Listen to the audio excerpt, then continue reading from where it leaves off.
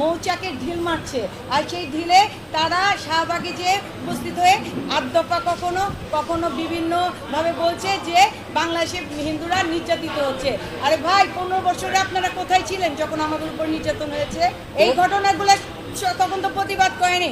এরা দুর্বৃত্তকারী, এরা কোনো ধর্মের না হিন্দু, না মুসলিম, না বৌদ্ধ, না খ্রিস্টান, তারা হচ্ছে দুর্বৃত্তকারী। আমি এখানে একটি কথা বলতে চাই। 5 তারিখে পট পরিবর্তনের পর যখন আমি সব কয়টা মন্দিরগুলো পরিদর্শনে গেলাম, সেখানে দেখেছি মন্দির কমিটির সভাপতি, সেক্রেটারি বা বিভিন্ন যারা আছেন কমিটি, তারা মন্দিরকে অরক্ষিত অবস্থায় রেখে কোথায় পালিয়ে গিয়েছেন জানি না। আর তখনই এই রমনা কালী মন্দিরে সেনাবাহিনী থেকে একদল আসেন, তারা আমার সাথে পায় ব্যারিস্টার অমিল পাড়ানা, আমরা ছিলাম তখন, আমাকে তারা সুরক্ষা কমিটির চেয়ারম্যান নির্বাচিত করেন। আমার সাথে দিয়েছিলেন শাহসুদ্দিকি ভাই, বাংলা একাডেমির একজন কর্মরত আছেন, আর আছেন আমাদের পাশে মসজিদের ইমাম কাদের ভাই সহ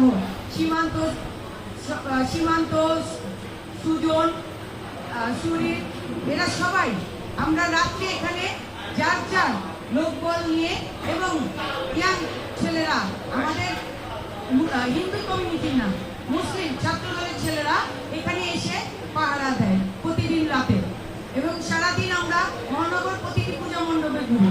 আমাকে সংক্ষিপ্ত বলা হয়েছে, কিন্তু কিছু কথা না বললেই নয়। মহানগরে হচ্ছে 258টি পূজা, সেই 58টি পূজা আমি চেষ্টা করছি প্রতিটি পূজা মণ্ডপে যে পরিদর্শন করে তাদের অসুবিধা, তাদের সমস্ত কিছু জানার।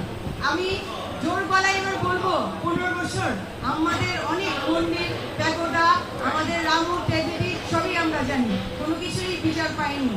এবার আমরা এই বছর এই পট পরিবর্তন করে অন্তর্বর্তী সরকার, তাদেরকে আমি জানাচ্ছি ধন্যবাদ। তাদের এই সরকার গঠনের পরপর আমাদের জনগণ স্বস্তির নিঃশ্বাস ফেলছে। নিরাপত্তায় আমাদের কোনো কমতি নেই, আমরা নিরাপত্তা পাচ্ছি, আমরা নির্দ্বিধায় নির্বিঘ্নে আমরা রাত্রেও পথ চলতে পারছি, যেখানে দিনের বেলায় পথ চলা ছিল আমাদের ভয়।